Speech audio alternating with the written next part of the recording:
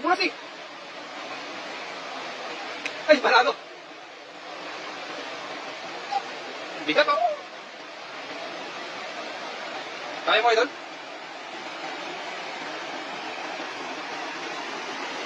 Galing oh. Dami, kahit nadapa ang ating kaibigan.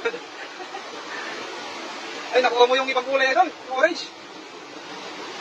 Yung lagayin natin, lagayin sa tapat. Ay, wow, tawe! Ay, may buras eh. Ay, wow, ang laki eh.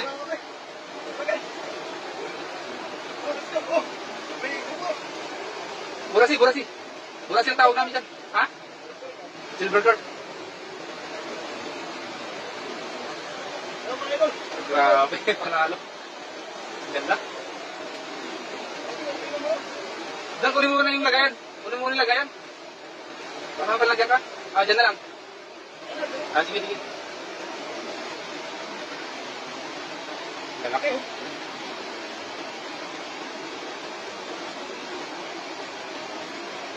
Sarap niya pang ihaw, ano? Oo.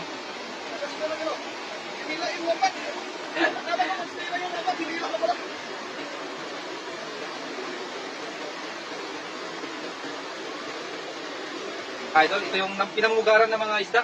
Itong talon na to. Kasi kumukuha sila ng hininga nila dyan. Kaya napakarami talaga ng isda dyan. Pero once na makita ka ng mga isda dyan mga idol eh, pupusag na sila, lalayo na sila mga idol. Bilis nilang lumangoy palayo. Buti na lang kahit na nadapa ang ating kaibigan ay talagang nakontrol niya pa rin ang kanyang sarili. Nadala niya pa rin, nalambat niya pa rin ng tama yung mga isda. Ay grabe, ang dami. Galit kayo, wasak ng pagkalan ko, mas laban na wasak. Ay, ito yan idol, nakakuha ka ng marami oh. Ang lalaki. Piliin mo yung malaki idol, yung maliit, iyan oh, balik mo. Oo.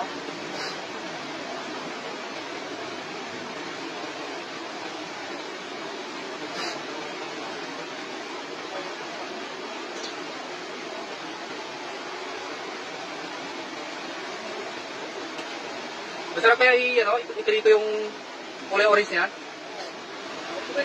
Sarap yan, no? Yun. Ayan mga idol. Ito.